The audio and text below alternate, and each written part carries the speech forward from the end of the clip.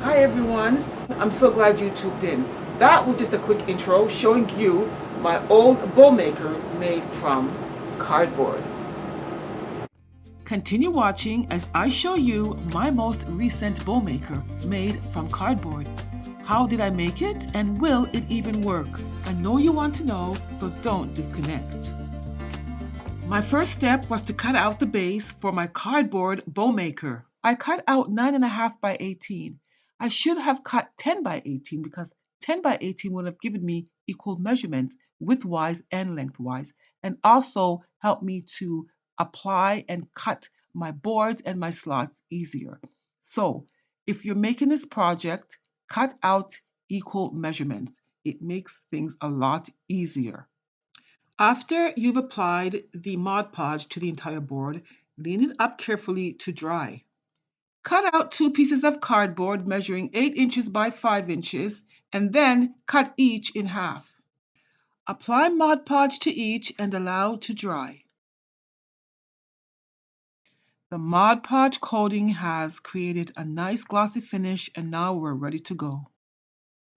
I can't find my long metal straight edge, so I'm using my quilting ruler.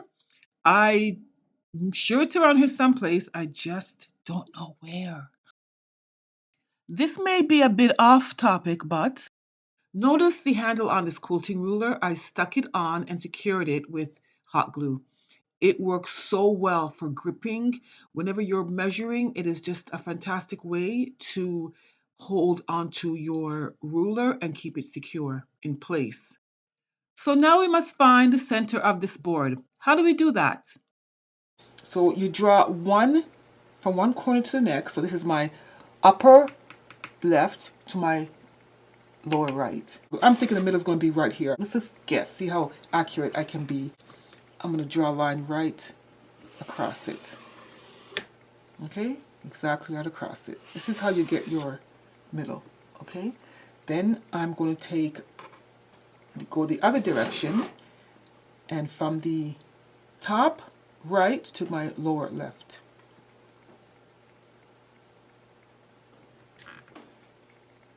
And I'm off. Wow, that was terrible, Carlene. Okay. And then I'm just going to... So you can see they, right here, is where they meet.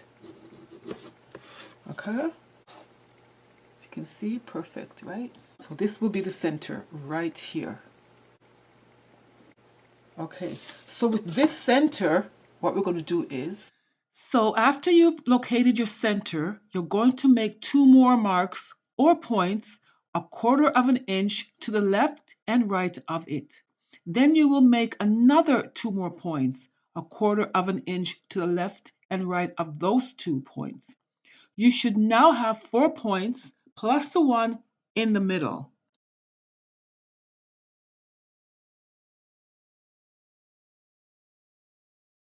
One, 2, 3, and 4. You will only need these 2 marks just so you can get these ones. These are the important marks. Okay. Hope it's not too hard. So I'm putting some white dots there just to show you what I'm talking about, because maybe you won't see. Place all 4 boards on top of these points.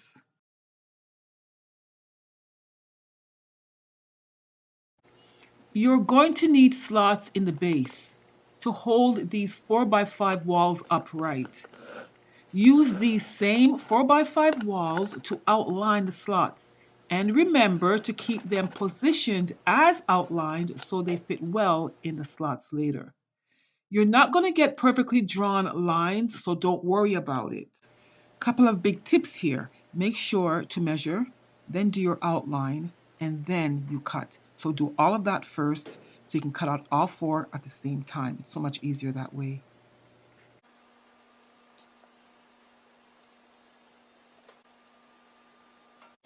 As you can see, I jumped ahead of myself and cut open my slots. Here are the flutes, these wavy parts, and this here is the liner board. I'm using a bent nose pliers to flatten the flutes to make sure that the boards fit securely in the slot. Oh, I made a mistake. This one is the right piece. Squeeze a generous amount of hot glue into the slot and don't be stingy because you really want the hot glue to surround the board so that when it dries, it stays upright.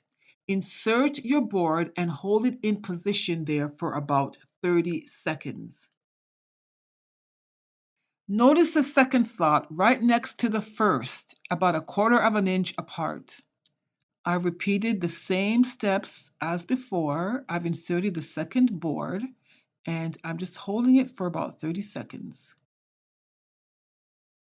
So I use a utility knife to cut open my slots. I know I hold my utility knife like I'm holding a pen. Well, that's just how I do it. I ran into a little bit of a problem here because I did not draw my outlines, nor did I cut the slots first. I did them one by one, and it was a problem because the insertion boards were in my way when I was trying to do my outlining and my cutting. So make sure that when you are doing this, if you try this project, that you do your outline and cut open your slots first. That's important. So after scoring your outline, you want to use something sharp to lift up your liner board so you could get at the flutes. So I use a bent nose pliers. I absolutely love working with cardboard. Here is a close-up of the flute after the liner board has been removed. I decided to use this. It's just that it's just perfect because it has a little nose, the long nose, and it just picks away at this so easily. And then the back of it curves so you can just flatten down the cardboard. That's all. That's just easy that way, right? Hot glue is really great because once you squeeze the hot glue into the slot, it really holds the material well. Not only that, it's flexible and it moves about without breaking. And after a while, when it does fall apart, because it will, you can just buy yourself another Bodabra or make another one.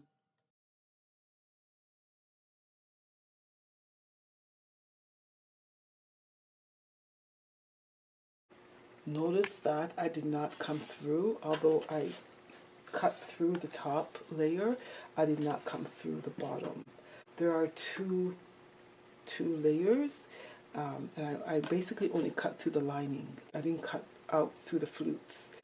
If you look at this, this is a bit off, and it's not because of anything other than the fact that when I was drawing, when I pressed it down, I didn't hold it into the proper position.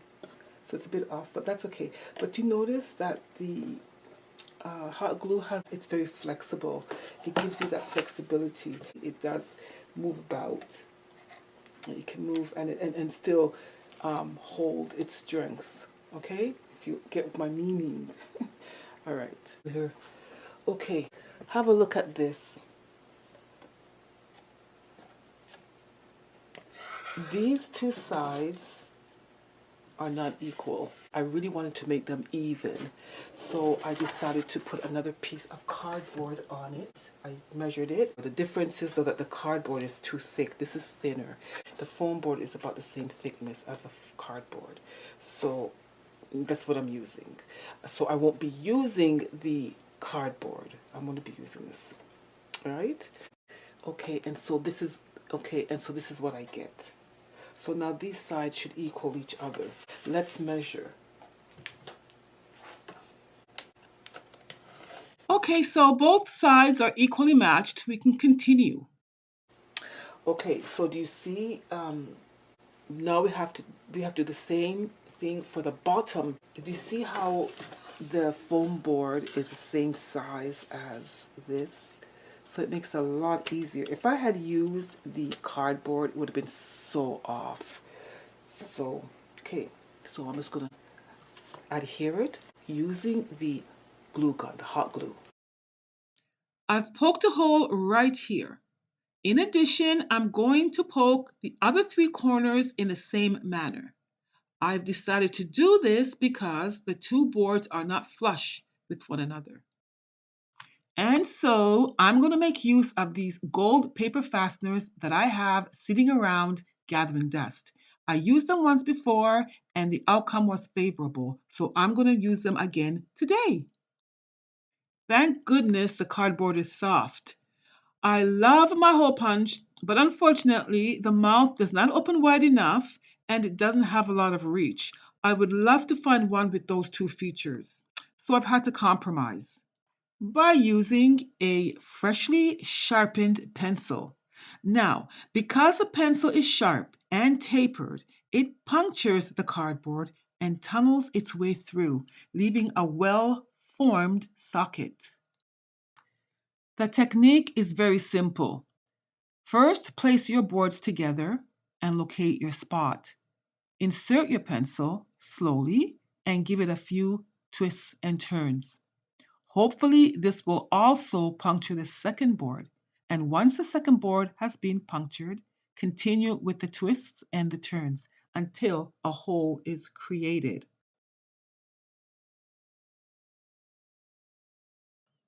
Flip over your board, insert your pencil, do a couple of twists and turns to ensure that both openings are equally matched. And so now I'm going to insert these fasteners into each socket. These fasteners are perfect for something like this. They're called paper fasteners, but are strong enough to hold 4 layers of cardboard together. Their arms can also be slightly flexed into a suitable position. You'll get to know me, and you'll find that I'm pretty resourceful. I found this metal skewer sitting in my craft basket. It's perfect for piercing holes. I'm using it now to make sure that both holes are lined up in the same spot.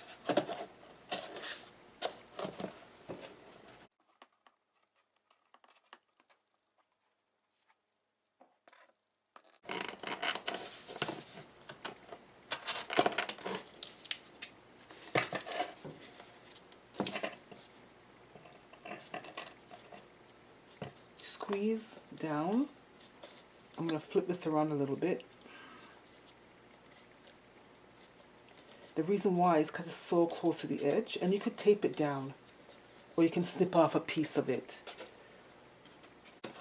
Okay, so I'm pretty much done now. This is just what I did. I decided to embellish it by using some wall stickers because it's kind of boring looking, right?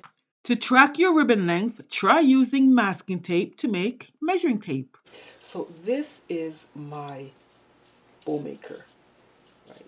Notice I have from 1 to 12 on both sides. That's how I did this one. This is just corrugated fiberboard with 2 dowels. I made beautiful bowls with this. You can watch the video, okay? This is my second BOWMAKER. I use this 1.5 inch here to make smaller bows. But as you can see, I have a variety of options to sizes. Okay, here I go for the first time testing out my do-it-yourself homemade cardboard BOWMAKER. Do you think I can make lovely bows with it? Fingers crossed.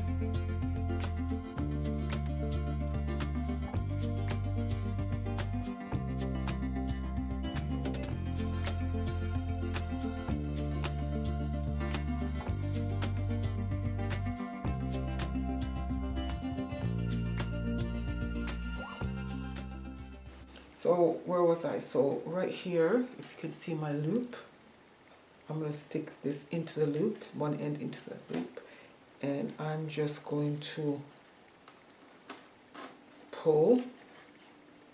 I'm going to hold this down and I'm going to pull.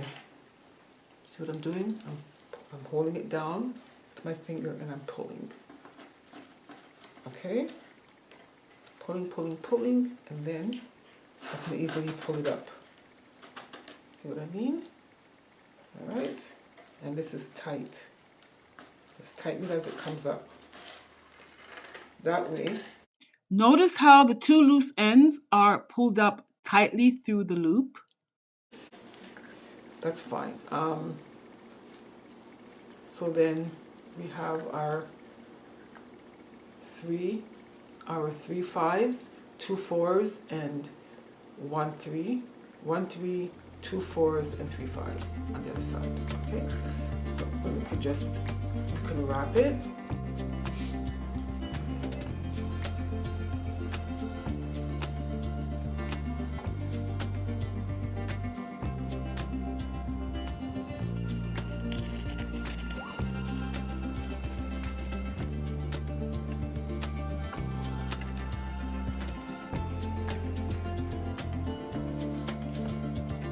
Stay inspired. Watch clever home hacks and feel-good ideas every week on Domestic Mix.